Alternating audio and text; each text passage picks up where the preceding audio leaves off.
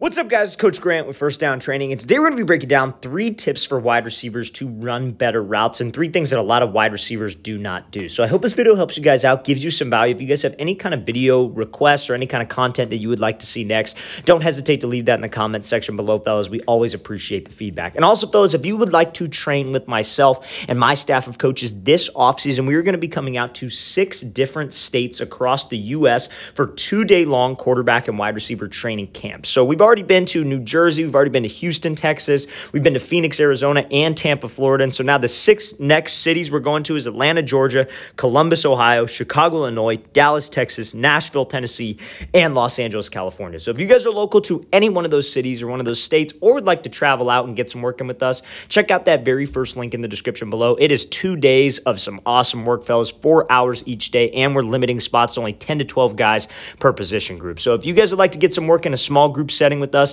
check out that very first link in the description below. Let's get started with this video. So first router, the main thing that I want to talk about that a lot of wide receivers don't do that'll help your routes improve is being able to break in full stride. So there are things called route indicators, right? So that's what a route indicator is it is essentially exactly how it sounds. It indicates to the DB that you are going to be making a break, right? So a couple route indicators are a change in speed, a change in stride, which is what we're going to be focusing on right now, and then a change in pad level, which is what usually equates with your stride. So many times wide receivers are not comfortable breaking from this position. You see how Jerry Jeudy, when he's running this route, he is in full stride. It's as if he's running a 40-yard dash, and he's able to put the brakes on one single stride. He doesn't shorten his stride, doesn't raise his pad level, and he does not change speed. You got to understand that playing DB is so dang hard because if this wide receiver does this, it is pretty much impossible to guard. As a wide receiver, we never want to be thinking, as somebody commented to me the other day, was like, oh, you always talk about what the receiver did wrong, never what just the DB did right, just give him his props.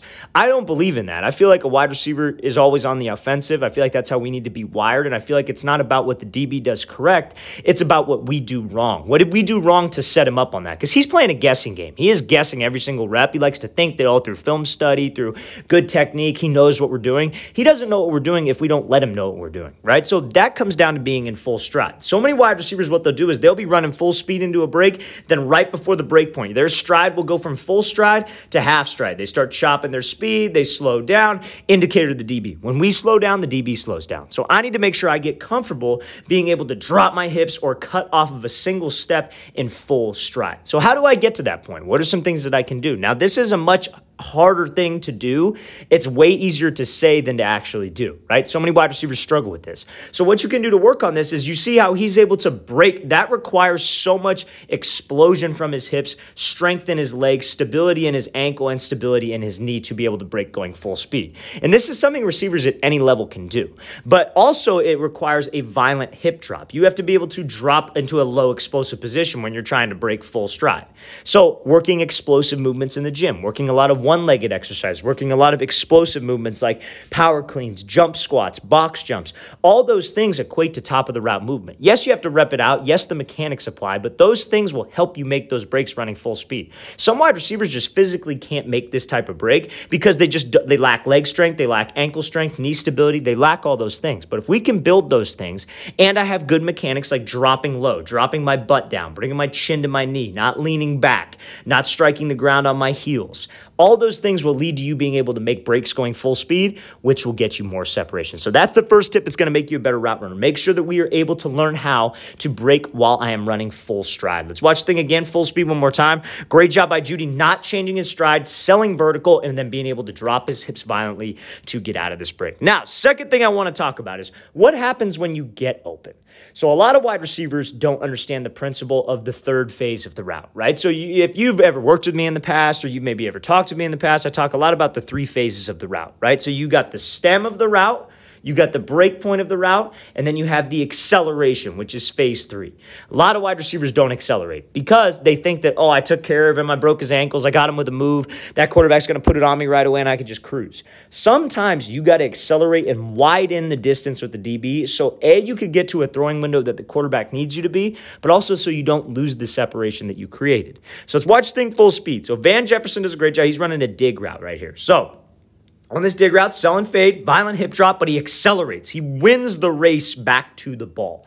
Anytime that you guys are running a route in this situation where, like, I took an outside release on an inside shade route, I got to slip underneath him, or maybe you're running a comeback route and that ball's going to be led, or you're even running like a post route. You got to think of that point where you catch the ball as like a finish line. There's like a line, like you're running like a marathon. There's a line that's going, there's a ribbon, and you got to win the race. You got to run through the ribbon before the DB does. And to be honest with you, there's really not much technique that goes into that. You have to drop into a low explosive position so it creates energy so you can drive out. But it's a mindset thing. Your mindset needs to be, I am winning the race to the ball. So as soon as I drop into that break, my arms need to be aggressive. I don't want to beat the drum and waste all this time. I don't want my hands to go dead. I want my arms to stay active, and I want my arms to rip and drive me out of there so I could accelerate and win the race. It's not about just getting separation. It is also about keeping separation. Can I keep separation from that DB? Can I accelerate and go win the race to the ball? So many wide receivers don't do that. For another example, before I play this thing full speed one more time, is like, let's say, for example, he had to run a slant right here.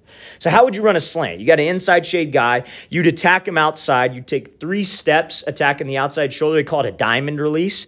DB would flip his hips and we'd slip under. So many guys, they think that they punk a DB at the break. They think they got him. Oh, I got him to jump. And then they jog. And then that DB knows he got beat. So what is he doing? He is doing everything in his power to accelerate and recover. They call it recovery speed, right? DBs work on getting beat and recovering because DBs are playing a guessing game, like we mentioned before, 24/7. So that DB knows he got beat. They call it oh shit mode. And he's doing whatever he can to recover on the ball. So we have to make sure that we don't allow him to do that. Make sure we are accelerating and getting to that third phase of the route. Let's play this thing again, full speed one more time. Great job by Jefferson selling fade, creating energy, but finishing the route. You have to finish the play and accelerate out of the break. So now we're looking at another router from Van Jefferson. So the third tip, because again, we can't talk about route running without beating press, right? So without beating press, we have to make sure that we are threatening the DB. So I need to threaten him to either his outside or to his inside, right? So what do I mean by that? Threatening a DB. Let's play this thing full speed.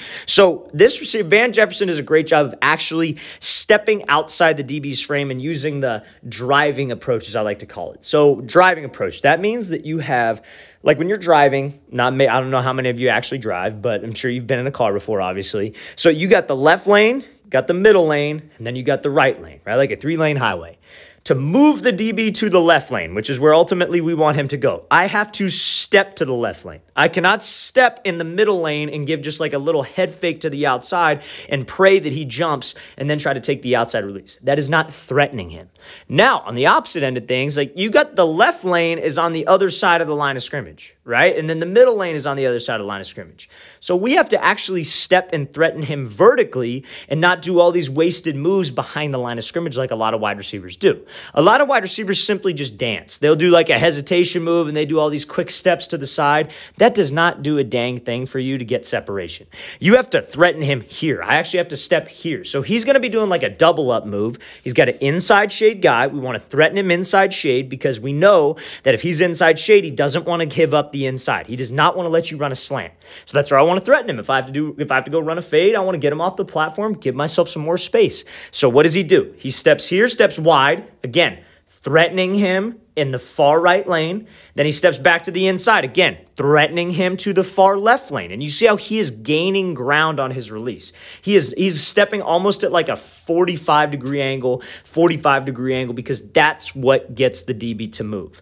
Now, in press, though, a DB is looking at your hips. So if we can step outside the frame, but also outside of the DB's frame, not outside of my frame, and bring my hip with me, that's going to give you balance as well, but also sell the route more.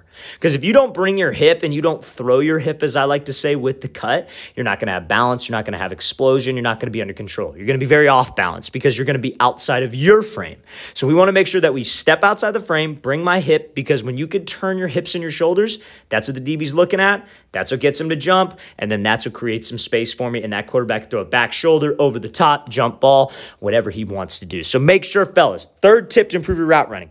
Got to threaten that DB and use that driving lane approach. Let's watch this thing again full speed. Great job by Jefferson using that 1-2, getting the DB off the platform, and then finishing on this route. All right, fellas, I really want to thank you for watching. I really appreciate it. If you guys have any questions at all, please do not hesitate to leave that in the comments section below. We always appreciate the feedback, and you guys help keep the channel going, and we read every single comment, so we always appreciate it, guys.